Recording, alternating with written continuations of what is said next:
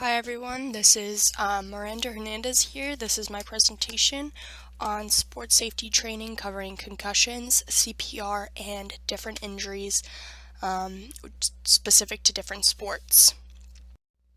So the first one we're going to start off with is concussions. So I just want you guys to think about maybe what you know already, what you don't know about concussions, anything you've been told you should do with concussions. With this presentation, I want to either, if you don't have any knowledge, give you some knowledge on what concussions are, and if you don't really know which things are true about concussions, to help you have a better understanding of what you should and shouldn't do. So what is a concussion? A concussion is a mild traumatic brain injury. It's only called mild because they're not serious. They are serious, but they're not life-threatening. They are caused by a blow to the head, causing the brain to move around inside the skull. So if you were to have a glass jar filled with water and it had a grape inside, and you were to shake the jar, the grape would be your brain and the jar would be your skull. Now in football, where you wear helmets, it would be as if you wrapped the jar in bubble wrap. The grape's still going to get smushed up against the side of this jar. Is the same way that a helmet doesn't necessarily prevent against concussions in football. Now, again, they are called mild because they're not life-threatening, but if you do receive two or don't follow all of the rules and protocols, it can become life-threatening. The link here, cdc.gov, it is like the number one place to go to for information on concussions as of right now. Most other websites and other programs take their information from this website. There's a great video on there. Any other information you need, I highly recommend going to this website. This is another website you can use. It's called nfhslearn.com for all coaches in any type of sport at any level. It's a free course. You don't have to pay any money, and it's mostly specific to the different states you're living in.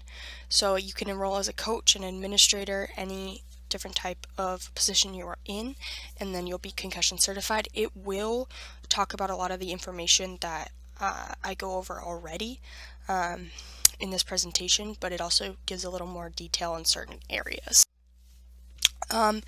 Before we get into the return to learn and return to play protocols, what happens if you believe someone does receive a concussion? Let's say you're the coach or you're a teammate. I'm going to use basketball as an example. I am myself a basketball player. I have received 2 concussions, and a lot of my teammates have also received concussions. The first thing you want to do is make sure they don't get off the floor. If you have to hold them down to put your hands on their shoulders and actually keep them on the ground, that is the best thing you can do for them, which is the very first thing you should do for them. You want to check their eyes to see if they look dazed, sleepy, they kind of blurry, not really in focus. And then you also want to ask them questions such as, do you know where you are? What's your name? Do you know my name? Try to stay away from questions such as who's the president, who's the pope, what's the date, just things like that, because it is normal that some people just don't know the answers to that, so it can give you not a good assessment. So yeah, stick to those other questions. Also, don't ask really what the score is. Some people might not be accurate on the score, and again, it can throw off your assessment. And the reason, back to the whole keeping them on the ground, one of the reasons you want to do that is because the skull, your brain's still moving within the skull, and standing up too quickly can actually make it continue to move and kill even more of the brain cells. And as science has told us, those brain cells don't grow back. Also, concussions and spinal injuries can come very closely with each other, so you don't know if it's a head injury or a spinal injury, so that's why you want to keep them on the ground.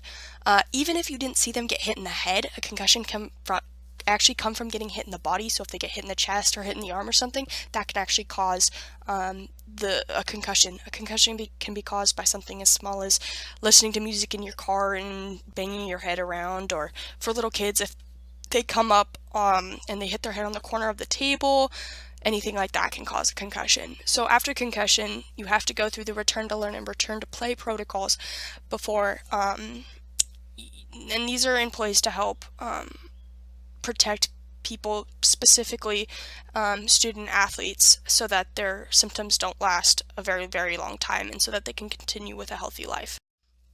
And so for the first one, which is return to learn, each stage doesn't necessarily mean it's a day.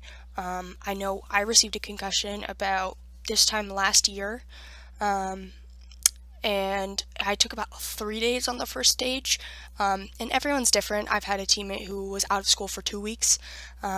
She hit her head on a cinder block wall in our gym, so it really depends. It's different for each person, and that's why coaches and parents play a really big role in this. So the first stage is no school and complete cognitive rest. So that means you're staying home in a dimly lit room, no screens, no puzzles, anything like that that will make you use your mind. I don't know why I thought of puzzles first, but like watching anything on your iPad, on your laptop, phones, anything like that. The light's bad for your brain and your brain's not resting. Here I'll go ahead and debunk the myth that you're supposed to wake up the person every hour. When they're suspected to have a concussion, which is not true. You want them to rest as much as possible. The only time you would want to check on them is if they're feeling really, really nauseous, or just to check to make sure they're not vomiting, because if they do start to vomit, take them to the hospital. It could be signs of something much more serious. So that's the only thing you really want to watch out for. But yeah, again, complete cognitive rest as much as possible. Sleep.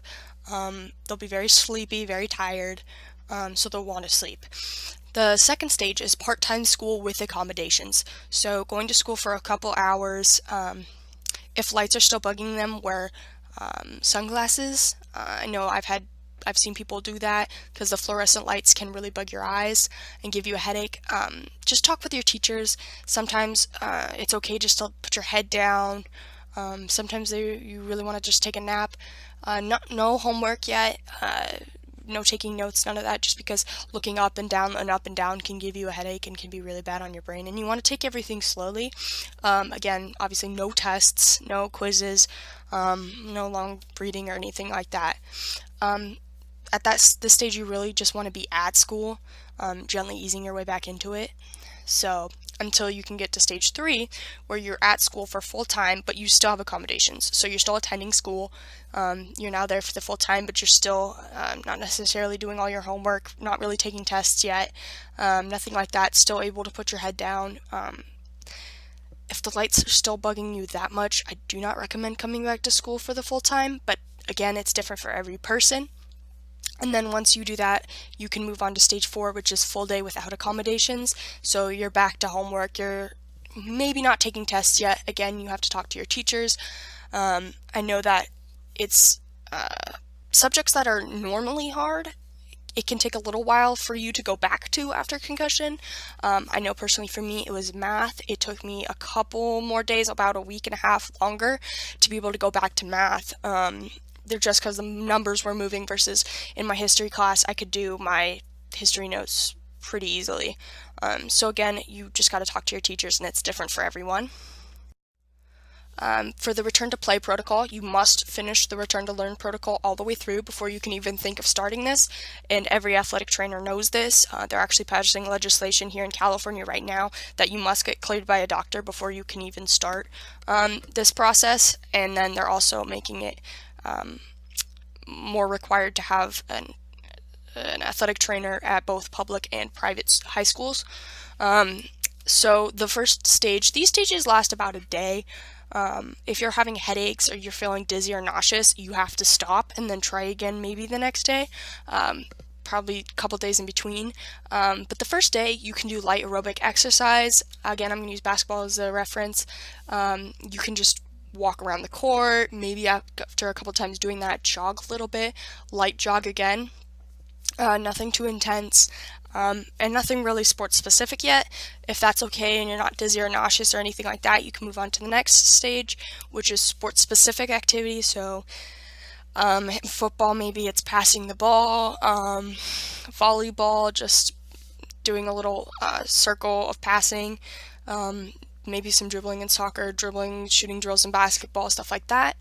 And then if you're okay with that, the next day, non-contact training drills. So you can participate in drills, just no contact, your brain's still healing. If you do somehow get hit in this, you do want to stop and sit out. And then in stage 4, you're back to full contact practice. So you can participate fully in practice again. If you get hit though, do come out. And then once you're okay with that, stage 5, you can return to play. And it's really important to be super honest in all of these stages, because if you're not honest, you can make your symptoms last for months longer than they need to. Now we're moving on to CPR. CPR stands for cardiopulmonary resuscitation. Why would you need CPR? If someone, you say you're in a restaurant and you're eating dinner with your family or your friends or whatever, and a person in the booth or the table next to you just falls over and they're not responsive, so you go over and you're being, hey, are you okay? They're not responding to you. They might not be breathing. This could be sudden cardiac arrest. Now, sudden cardiac arrest is the #1 killer of people under the age of 25, and it's the #1 killer of student athletes. What is sudden cardiac arrest? So sudden cardiac arrest is different from a stroke. In a stroke, it's where your blood's not flowing because of a blockage, versus in sudden cardiac arrest, it's your heart not beating properly, so it's an electrical problem. And it actually can be detected before it strikes. The EP Save a Life Foundation, I know I've been screened multiple times. It takes an EKG of your heart to see if it's beating irregularly, and then from there you can go on and talk with the doctor and try to prevent this. So it is something that you can prevent. Now, I'm only talking about hands-only CPR. Why only hands-only? Because a lot of times when you're doing CPR, the likelihood of it being someone that you know really well, who's a part of your family, is very, very slim, and so many different diseases and germs and stuff like that can be passed through bodily fluids such as saliva. That happens when you're doing mouth-to-mouth. So the first thing you want to do is call 911, and you want to stay on the phone until the operator hangs up. That's very important. You don't want to hang up, because then they don't know what happens, and you're not necessarily going to get the same operator if you try to call back. Then you're going to push hard and fast in the center of the chest, because you're essentially beating their heart for them. Now, a lot of people, if you ask an EMT or paramedic, you might hear cracking. Yes, that is their ribs breaking. If you're hearing that noise, that means you're doing CPR correctly. The ribs are there to protect the heart, so to get to the heart, you might have to break them. And again, there's Good Samaritan laws in place to protect you in this instance. I mean, you are saving someone's life, and so you gotta do what you gotta do. I mean, there's no other way to say it. For more information, cprheart.org, it's down here. It gives you just basically a recap of everything, and then you can also find more detailed information if you'd like. Now moving on to the most common sports injuries. I focused less on like ankle wrapping and wrist wrapping and stuff like that, and the different injuries between the different genders, and who's more at risk for what, and also took in psychological facts. So the 4 sports I focused on were basketball, soccer, football, and volleyball. So in basketball and soccer, the most common injuries were sprains, strains, anterior cruciate ligament tears, your ACL, and cartilage and meniscus tears. So sprains and strains, those are the injuries that are between different ligaments or different tendons. So some is either an injury where it's something that attached from the bone to your muscle, or something that's attached muscle to muscle. And then ACL and cartilage and meniscus tears tend to go together. You just see them together a lot, just because of the same action tends to tear them. And then in football and volleyball, you'll see your posterior cruciate ligament tear, which is the ligament in the back of your knee, also with meniscus tears, and those go together a lot. And then overuse of your knee, back, or shoulder, as well as rotator cuff tendonitis. So tendonitis and overuse injuries are very, very similar. They're both overuse. And in football and volleyball, if you're constantly spiking or serving, and then in football, if you're passing the ball, if you're a quarterback, it's very easy that you could get these injuries. Now, there's a lot of words on here, but I'm going to break it down. So this is a survey where I got a lot of the research from. It was a 12-month survey that compared the injury risk and the injury type depending on the genders. So there was 312 females and 262 males, and they were all between the ages of 15 and 32. And what they found was that more males reported at least one acute injury, and then male runners also reported one overuse injury. But then they also found that males were at higher risk for posterior thigh injuries compared to females, while females were at higher risk for injuries in their ankles.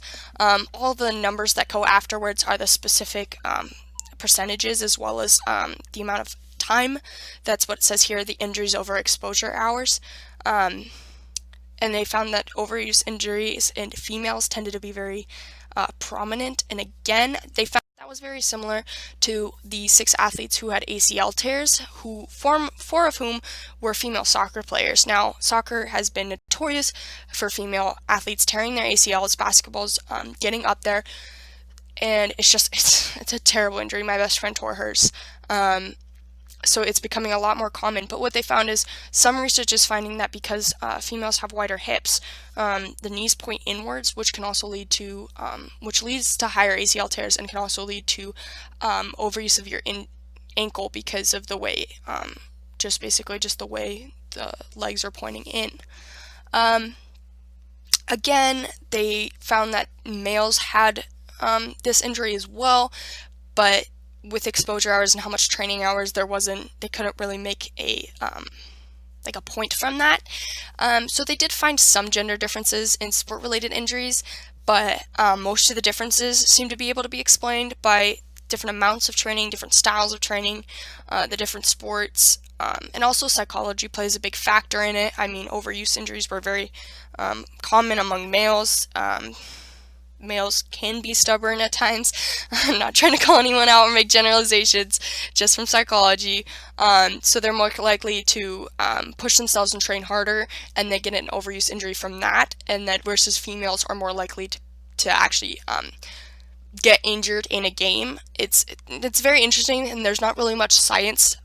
They're still researching it, but basics from these two from the study was that males were at a higher risk for overuse for injuries versus females were at 3 to 9 times higher risk of tearing their ACL, but they're also at higher risk for concussions because of the structure of the neck, which researchers are still trying to figure out what would cause this or why this is, but it's something very interesting that I'm hoping to see more information come out on as technology increases and science progresses. So yeah, I hope you guys learned everything you wanted to from this presentation. Again, this is just a very brief version of information, so I do encourage you to go onto those links, find more information, just keep doing more research, because this information can save someone's life, and that's really all I wanted to get out of this project, was to tell people that this knowledge is the first step in saving someone's life. So thank you.